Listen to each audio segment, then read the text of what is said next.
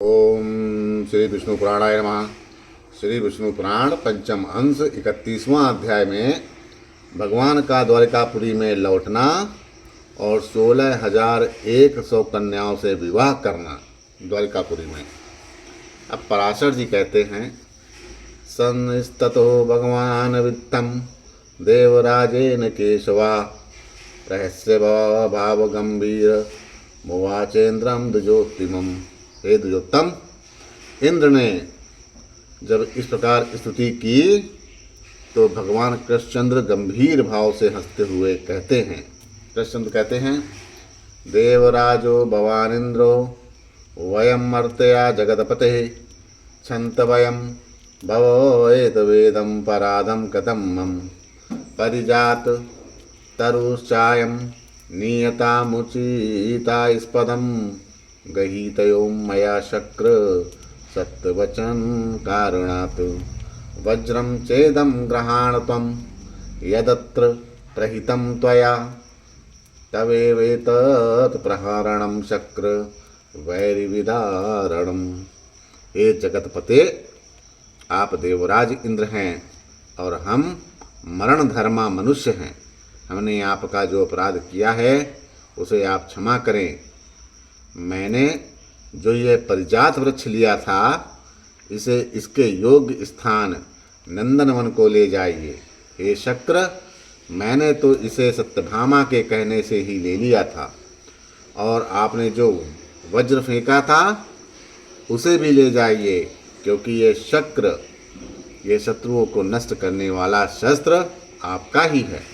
तब इंद्र कहते हैं, विमोहयसि मामीश मर्त्यो मिति किं बंदन जानीमस्तवा नाम भगवतो न तू सूक्ष्म विदो वयम यो यसि सो यसि जगत्त्राण प्रवत्तो नाथ संसिता जगतशल्य निष्कर्षः करुष्यासुरसूदन नियता नाम पारिजातोऽयं कृष्णद्वारवतीं पुरीं भक्तलोके त्वया तक्ते नायं संसता सदे भुवि देवदेव जगन्नाथ कृष्ण विष्णु महाभुज शंख चक्र गदा पाणे क्षैम श्वेत व्यतिक्रमम्। हे ईश, मैं मनुष्य हूँ, ऐसा कहकर मुझे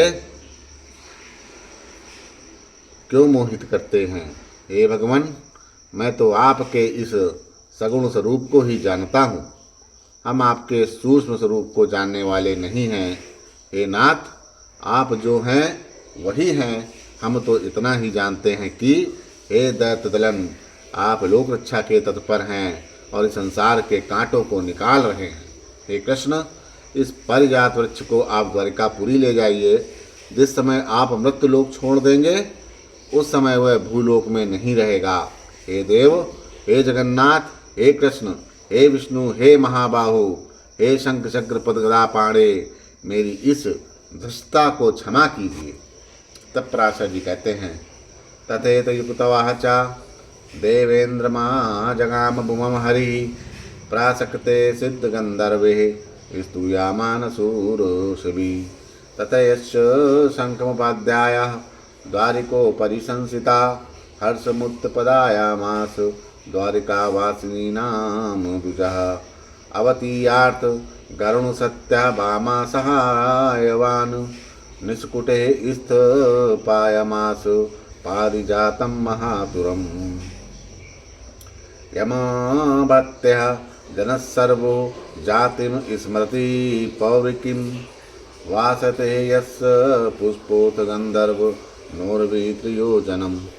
तंत्र श्री हरिदेवराज से तुम्हारी जैसी इच्छा हो वैसा ही सही, ऐसा कहकर सिद्ध गंधर्व और देव ऋषिगण से स्तुति हो भूलोक में चले आए। हे द्विज, द्वारकापुरी के ऊपर पहुंचकर श्री कृष्ण ने अपने आने की सूचना देते हुए शंख बजाकर द्वारकावासियों को आनंदित किया।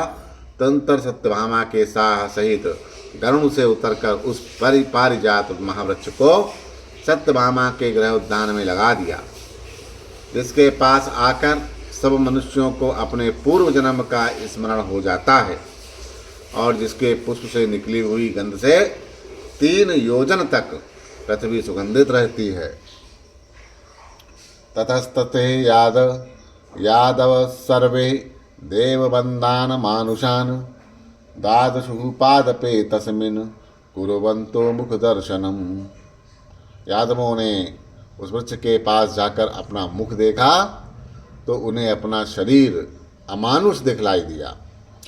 किंकरे अस्मु समूपानीतम हसत स्वाद ततो धनम विभज्य प्राददो कृष्णो बांधवानाम महामति।